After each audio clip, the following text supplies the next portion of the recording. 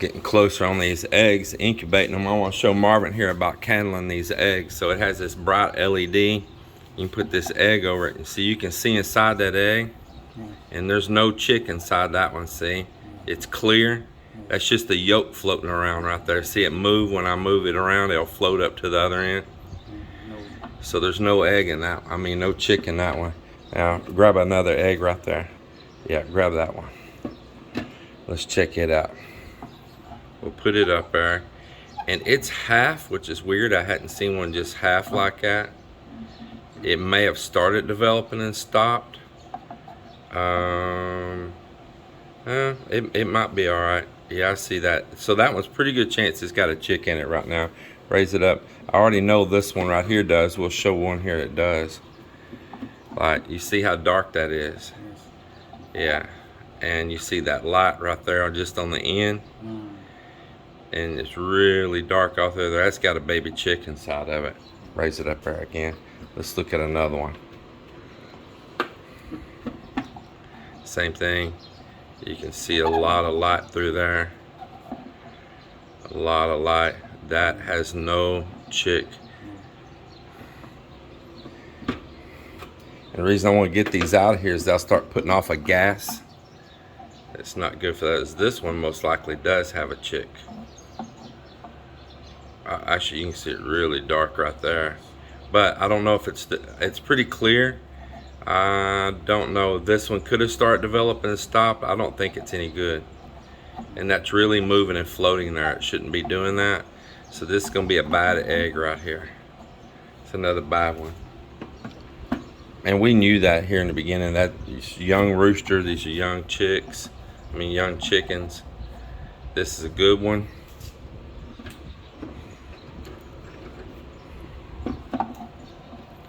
I can already tell you this is a good one too. Yeah, it's a good one.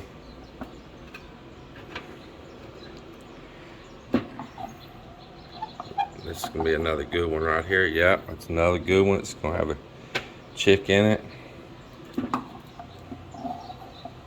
Good one. It's nice. We're not getting so many bad ones in a row. Another good one right there. We'll just work around here. I've already done this one, so this is a good one also. It's great. They get two, yeah.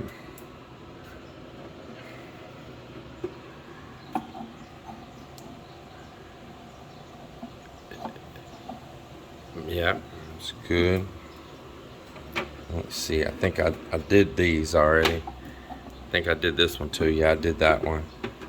Oh, the light go off. Let me turn it back on. Must have a timer. That's good, so you don't accidentally leave it on. Good. I'll move it to the outside. Good. That's good.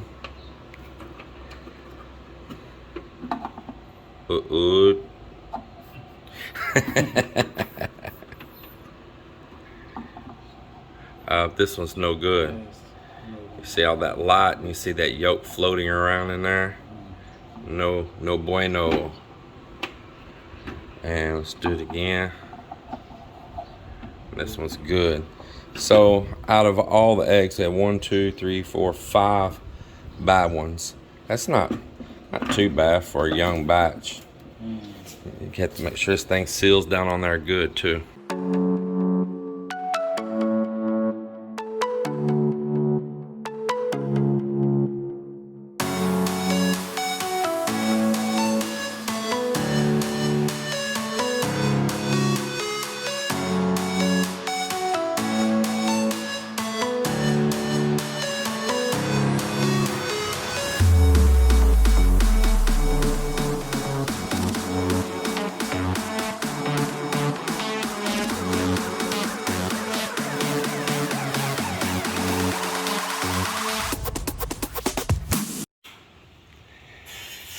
Well, while the guys are up there doing their projects on the house, I brought the boat back up underneath the Nippa hut right here.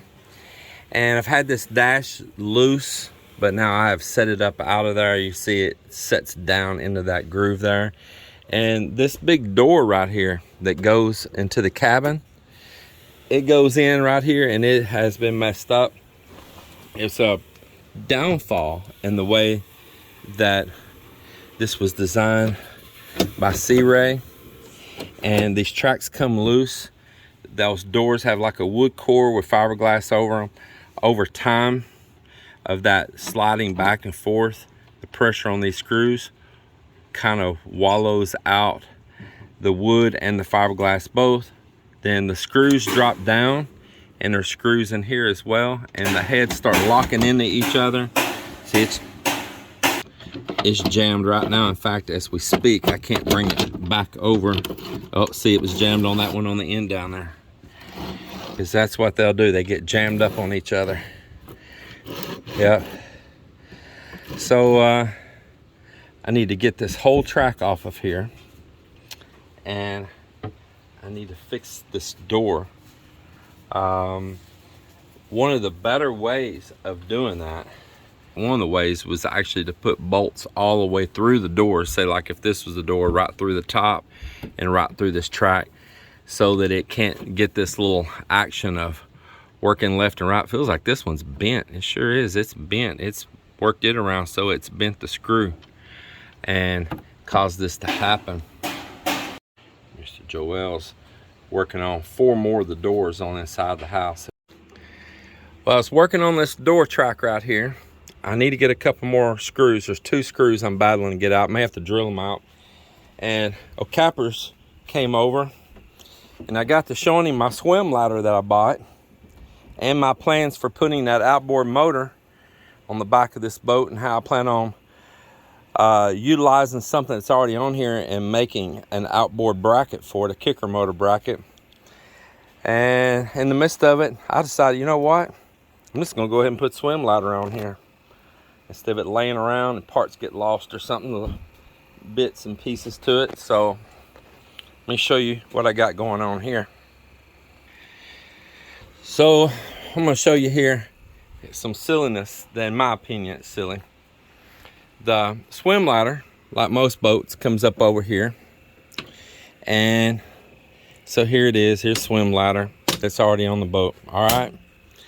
It's got a little pull handle right there. You gotta make a little stretch for it if you're down here to reach up there and get it. And the swim ladder, when you're trying to climb up, it wants to swing to the inside, which pulls you even further away from the handle. Now, say you get up there, and say I get the back seat back in the boat. There's a seat right across this back right here. That seat goes from right here, right across this back to the other side. It makes like a lounge up there. And there's this little door right here. See that little door, it swings? The little door swings right here. So you're gonna climb the ladder. You're gonna have to walk across the back of the boat, behind the seats, and then open this little door and go up into the boat. Didn't make any sense to me. So I've bought this new swim ladder and working on it here right now. We've been putting it together already.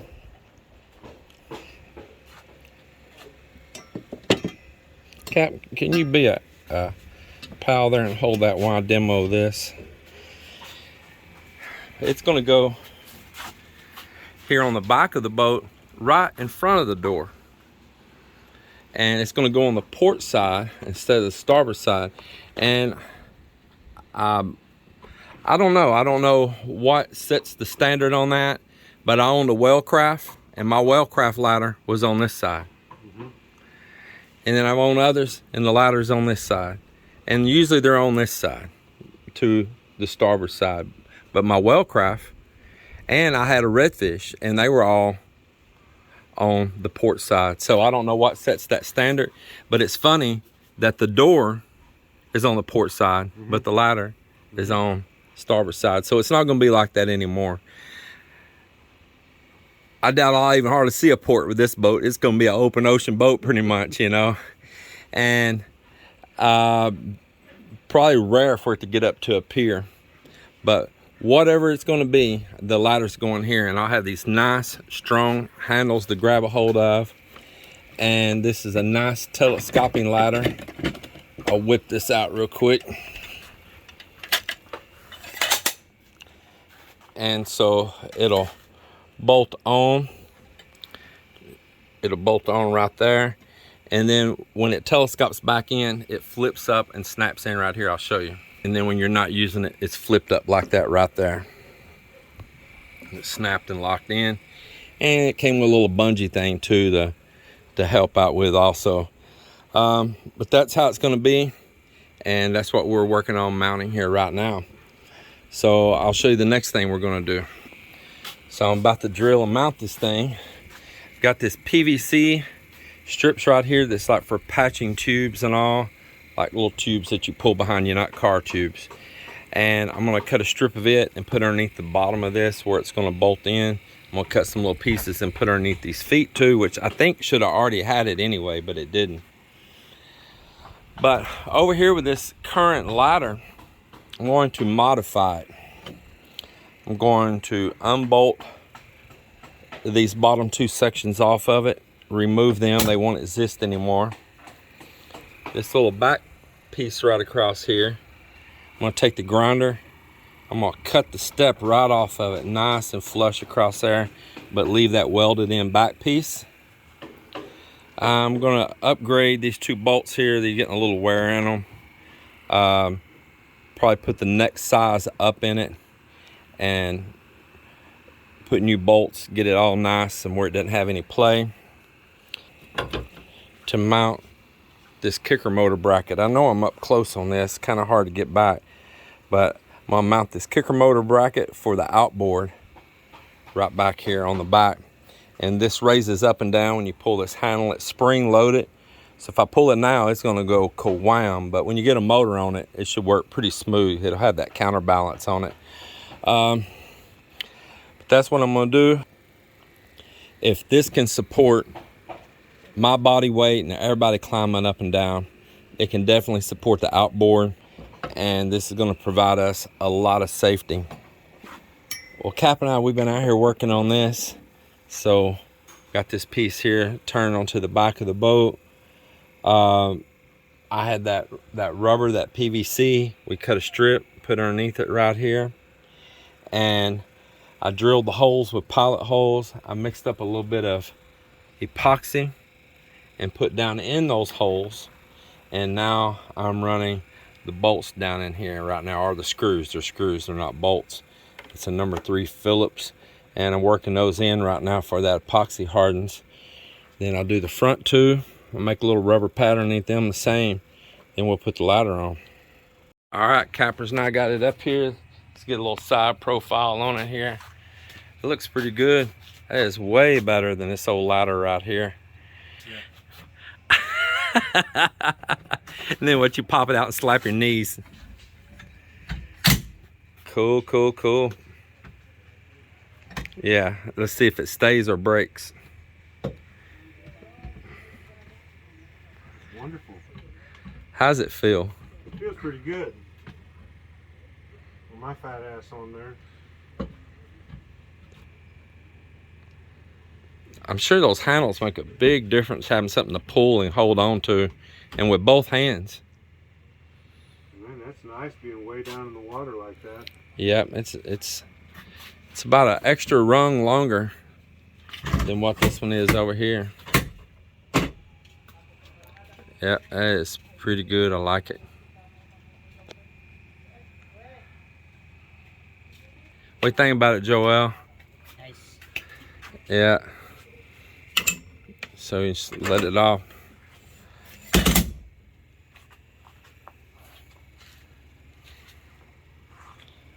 Pretty cool, huh? And this thing wasn't very much money either. It was only like $119, I think. I mean, that's not bad at all.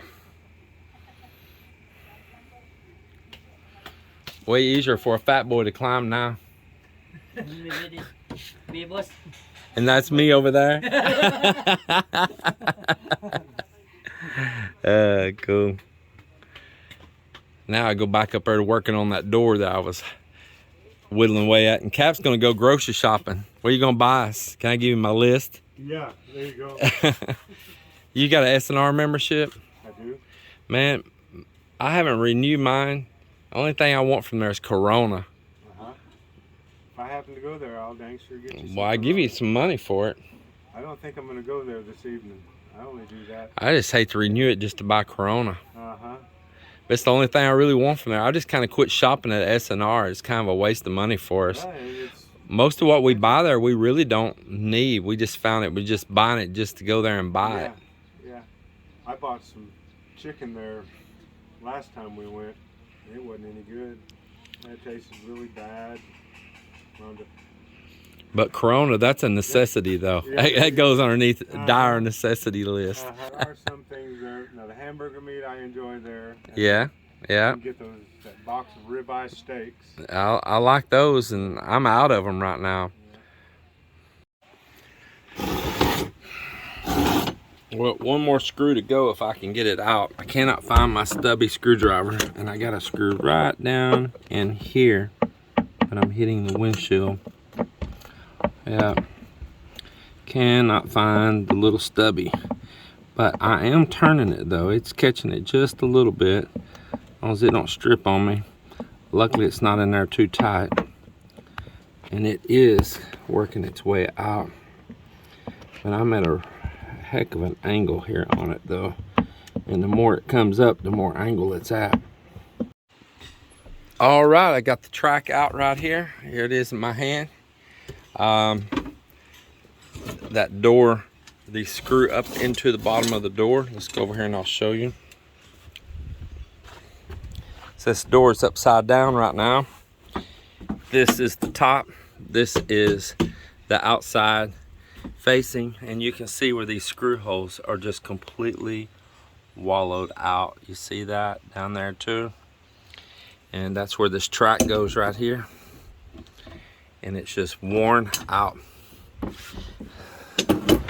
from the way that it's screwed into the fiberglass with this wood core in here. And this all that always working this way, that way, this way, that way. Over time, those screws have stripped out in this wood. So clean this track up, and I've got a possible idea of how I can handle that. So this is without, and these screws, they get in here too, and when they get loose, they start hitting the heads of the other screws down below, even every little bit, just a tiny bit, even making that friction. This one's completely bent. I'll have to actually bend it or break it to get it out.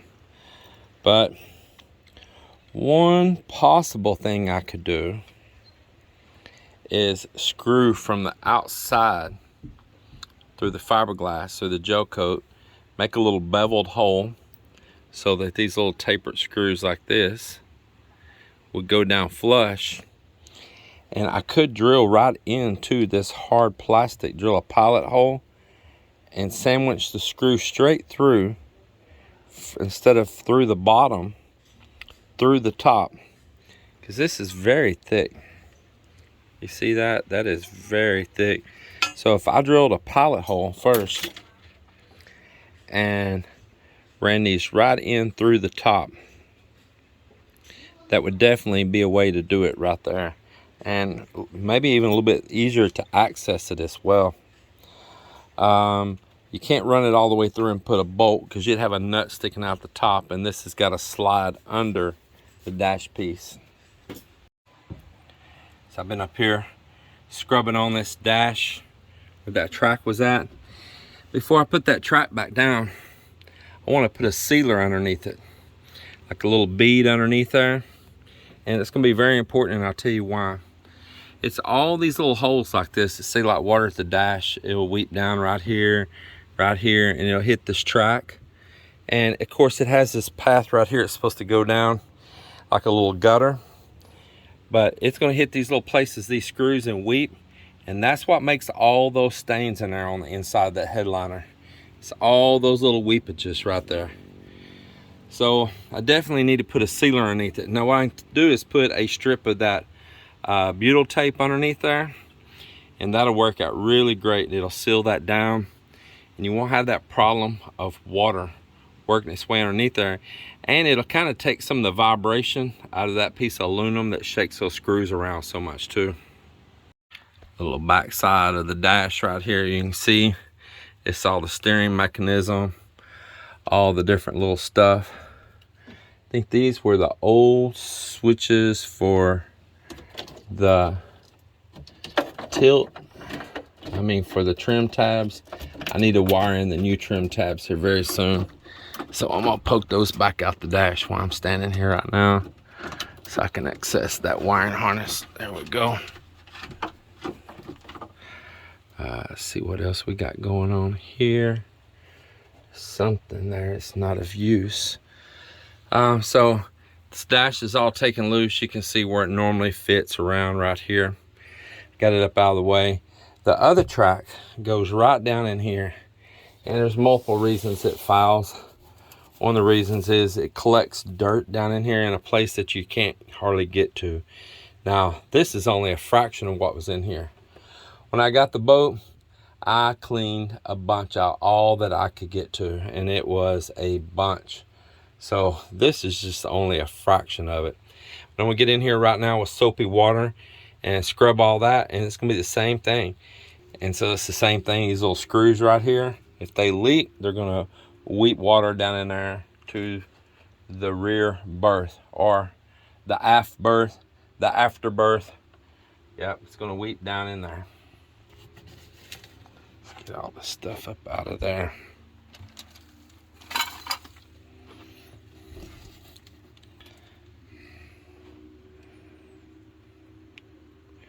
A little brass nut there. I think that goes up on the gauges.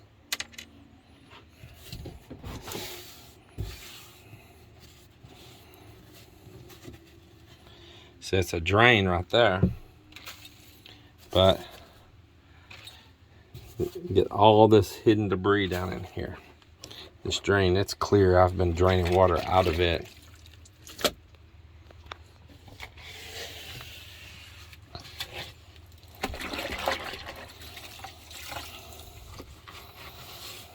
All that going in there.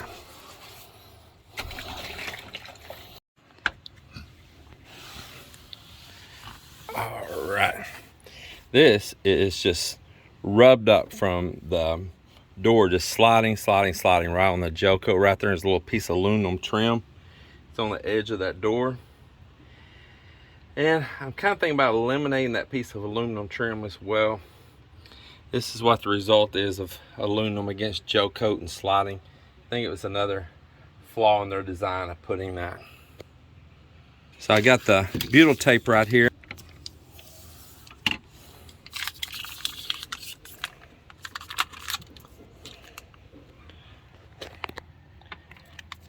Just enough.